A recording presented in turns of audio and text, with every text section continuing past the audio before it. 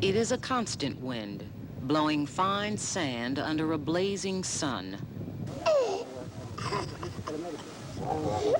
There is a cry of starvation and disease. It is a living hell.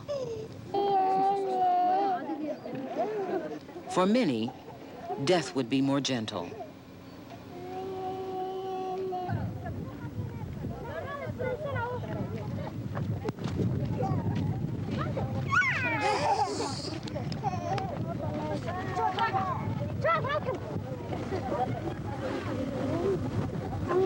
There are more refugees in Somalia than any place in the world, more than in all of Southeast Asia.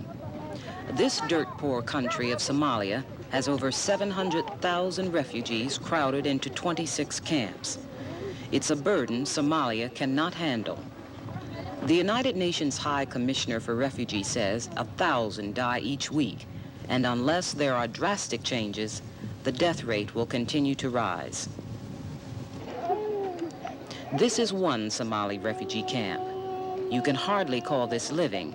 They barely survive, if they are lucky. Like children anticipating Christmas, the refugees anticipate the gift of food. If there are enough trucks, and if the roads are passable, the food arrives every 10 to 14 days. Eating is not certain. The only available water lies beneath a parched riverbed.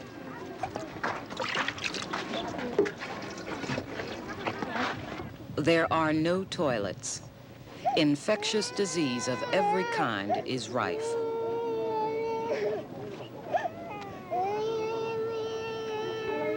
Here, 35,000 wait for tomorrow.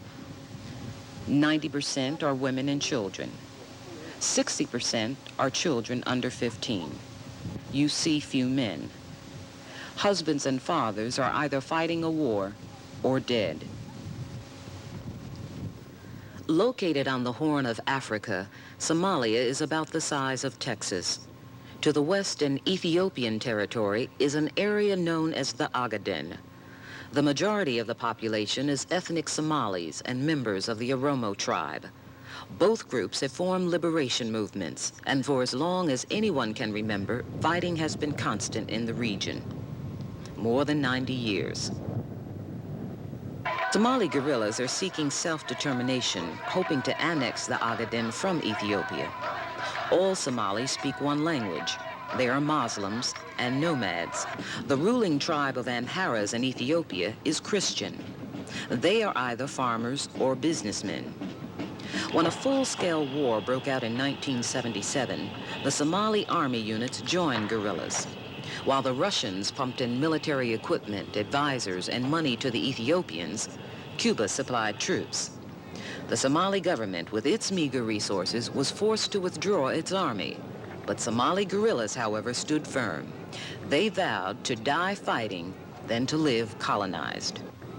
Caught in the middle are the women and children who flee the war-torn area. They are refugees. The liberation movement are, yes, original Somalis, but then they are struggling for their self-determination, as many Africans have struggled and succeeded.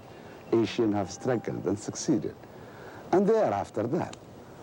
What is as Somali government, we do recognize this rightitude of struggle. It's a legitimate struggle, that people struggle for their freedom, for their, to decide their own destiny. We recognize, we make our support through diplomatical, political, as we can. We accept the refugees and other, we cannot kick them away. Strain on the country's economy and infrastructure by the refugees is unimaginable. Jama Galib has been given the frustrating task of trying to solve Somalia's biggest crisis, the refugees. We are only treating the symptoms of a problem rather than the cause of it. All this problem, which the whole world has to share now in either assisting or feeding these refugees has resulted from the denial of self-determination and colonial oppression. And unless the root of the problem is solved, or the world attempts, then we are only, no matter how long, we can be patient. We are only treating the symptoms rather than not the cause, because this will always be with us. And it is our opinion that the world must courageously face this problem. The sophisticated outcries for world appeal are not heard by the women and starving children who populate the refugee camps. They only know, without help, they will die. This camp has over 40,000 people. That's equivalent to the population of Rockville, Maryland. There are 2 volunteer nurses from World Vision International and 1 doctor. Okay, this guy has got a pleurisy. Pleurisy? Yes, of his right side, which means a chest infection. He's got some fluid at the bottom there. And he has been having fever and cough, as you can see here, no? He's coughing right now. He's got eye infection too, you can see. This is very common here, eye and ear infection, very common. There's so many causes for it, but main thing is just hygiene, because they don't have enough water to bathe. No? Their skin is so dirty that a lot of the children get infections from the shots. With a shot from the nurse, this young boy's chance for survival is good. For others, the future is doubtful. This is a 3-year-old boy. He looks like an old man just by looking at the face, but actually he's only 3 years old. The main reason why he's like that right now is because he hasn't got enough milk or food for quite a number of days. And basically, it's a form of starvation or malnutrition, you can call it. And unless we do something straight away, his condition will just go downhill. And kids like that are very prone to diarrhea and to measles too. And when that happens, there are a lot of complications of measles, like chest infections, ear infections, and a whole bunch of other things, encephalitis and all, infection of the brain. And they pass off very fast.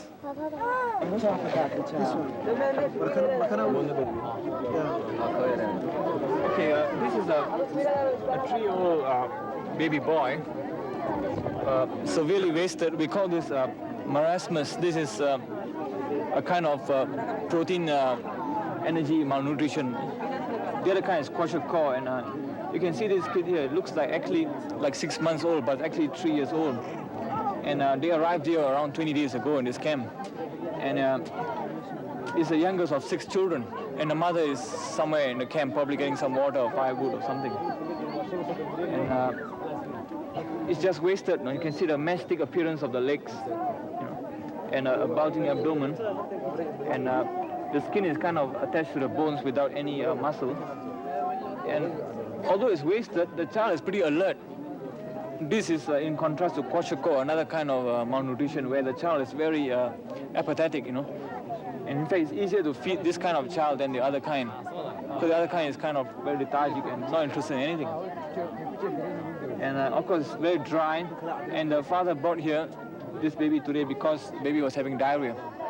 And actually, children with malnutrition are very prone to diarrhea. And it's a vicious circle because the more fluids they lose and electrolytes they lose, the weaker they become, and they have no interest in eating later on when they're very kind of comatose. From past experience, I know that kids of this kind are also prone to tuberculosis, and this could be a TB gland actually. I've checked the lungs are clear right now, but it's difficult to say, unless you do an X-ray. Clinically, it's very hard to diagnose TB in a kid like that, very hard. You don't have any laboratory tests or any X-ray or what. So we'll have to watch this kid very closely because we're going to bring this kid to the therapeutic feeding center. Anyway, it's got TB, I don't want it to spread to the other kids. If we can get enough food, like milk, dried skim milk and some vitamins and all, the future might be good. But if we can't get enough food for this kid, then this kid might just die off like that, in a few days' time or a few weeks' time. And right now, there is a real shortage of food in this camp, both for general rations and for supplementary food too, for kids like this. And we hope that somehow we can arouse awareness around the world to the needs of this these children and the refugees as a whole in Somalia, so that we can get more food, especially milk products for children like this. Approximately 1,000 refugees enter camps each day. They bring with them diseases that are unthinkable and sometimes untreatable. This lady has got leprosy. What I'm feeling right now is for thickened nerves behind the elbow to kind of confirm the diagnosis. And she's got this condition for the last 8 months, and she's only 17 years old. And you can see that her 5th, 4th, and 3rd toe are almost gone. And the 2nd toe, well, one phalanx has already disappeared, and only one phalanx is left. And a big toenail is gone, and it's all ulcerated. This normally happens in leprosy, where they have lost the circulation to the lower part of the body or to the extremities, and the toes just fall off, as it were. And they also lose sensation, especially in the soles and the palms. And she just walks around, and there are a lot of thorns around, and maybe nails and glass, and she just steps on it without feeling it, without even realizing it. And before she knows, it's already infected. So she's another patient we've seen for the first time today. And I'm sure there are lots more in this camp, different kinds, but this type too. In fact, she's the 2nd leprosy case I've seen in 2 days. I saw one yesterday. Where's it coming from? Oh, it's usually passed through prolonged body contact. That's how leprosy is passed. And many times related to people who don't really have a bath often, maybe because they don't have enough water. Water, a basic need of survival. You can never appreciate the value of it until you have none. This dried-up riverbed on the side of the Las Duri refugee camp in the north provides the only available water for over 40,000 persons. Nomadic families are used to wandering for water holes and digging. It is part of their survival technique that has been passed down for centuries. Traveling in small groups of 10 or 12, nomads' lives center around finding grazing land for their animals. But when the group reaches the proportion of 40,000 and it is confined to a refugee camp, during the dry season, water becomes a precious commodity. In the south of Somalia flows the Luke River. The pollutants here make the Potomac River in Washington seem like a mountain stream. Unlike their fellow refugees in the north, 50,000 refugees in the Luke camp have plenty of water, but it's filthy and diseased. Having no alternative, the refugees use the water for drinking, for bathing, for washing clothes, for swimming, for cooking, and for elimination. Drinking water in the country is 40 points below U.S. standards. That means this water can be deadly. While water is in short supply, nutritious food is almost non-existent. Here at the Supplemental Feeding Center at Las Duri, only the starving children are privileged to get milk, powdered milk that's mixed with polluted water. For others, the menu consists of starchy foodstuffs, such as corn, rice, and sorghum. Oil and a little tea are mixed in. Refugees get no fresh vegetables, no fruit, and very little meat, if any. But the Las Duri camp is unique. Supplemental feeding programs do not exist at other camps. Everyone gets the same, which amounts to less than a pound of food a day. When the food arrives at the north port of Deborah, there are other problems. No storage facilities, no refrigeration, and not enough trucks for distribution. The world community was alerted to the problem in February. Secretary General Kurt Waldheim declared Somalia needs $120 million in emergency relief, but the disaster mounts faster than the response. There's food coming in through the UN channels, but a large proportion of the pledges to meet their projected need for this year, a large proportion of the pledges have not come in yet. And if it doesn't come in, what do these people do? Now, here in the camp, there's about a 10 or 15 day supply of food. But if a truck is ever missed or if a ship is ever delayed, it could be really serious. So far, the United States has been the largest contributor with an aid package of $33 million. That includes half of all food that has been donated. But congressional staff members say Congress, in its foreign assistance appropriation for 1980, considerably underestimated the crisis. A recently passed supplemental bill will provide another $13 million. But that aid probably will not reach refugees until December. The administration's 1980 request for $54 million to attack all of Africa's refugee problems comes nowhere near the $323 million sought for refugees in Indochina. The disparity is further emphasized by the fact that Somali refugees represent 25% of all refugees in the world and 25% of Somalia's total population. The people you've been seeing this morning exist, first of all, and that there are a lot of them. It's easy with so many crisis situations around the world. I'm sure people can just sort of say, well, no, not another one. But by golly, we're here in the midst of another one. And our people are here trying to do what they can. But we can't be here without the support of our people around the world who are contributing money, contributing food.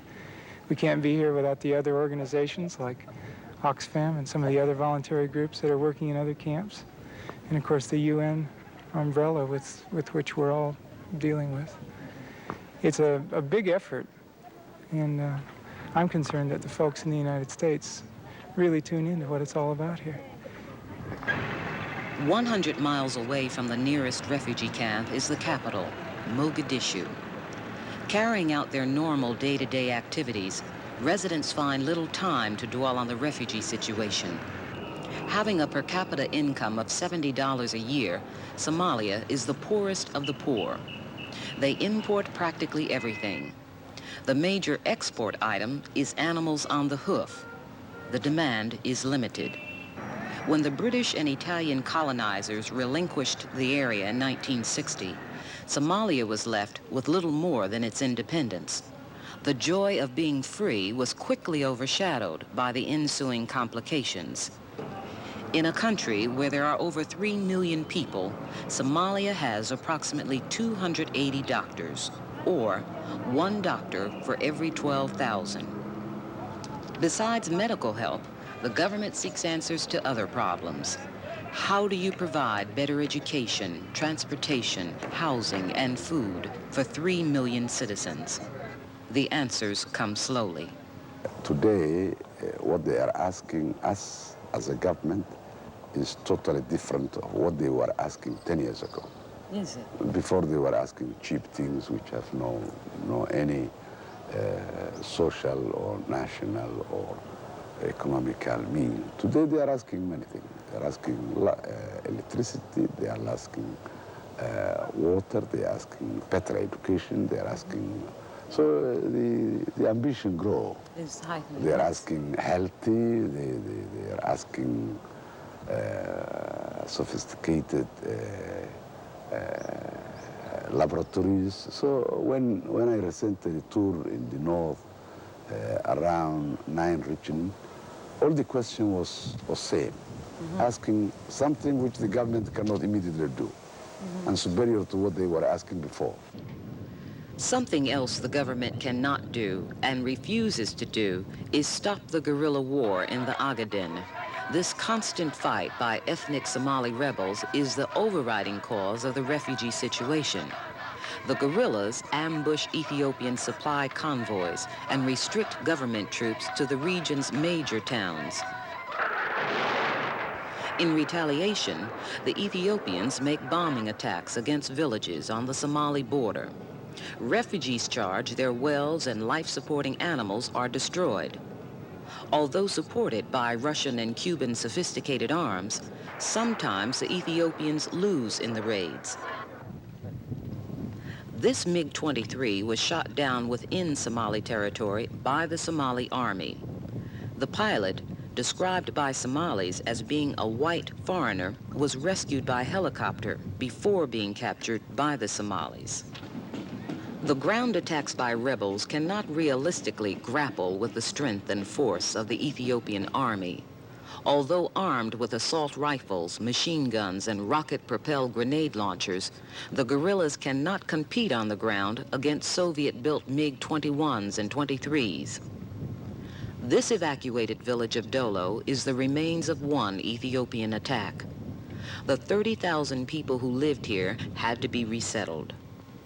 Although the Ethiopian forces are superior, they wish the rebels would disappear.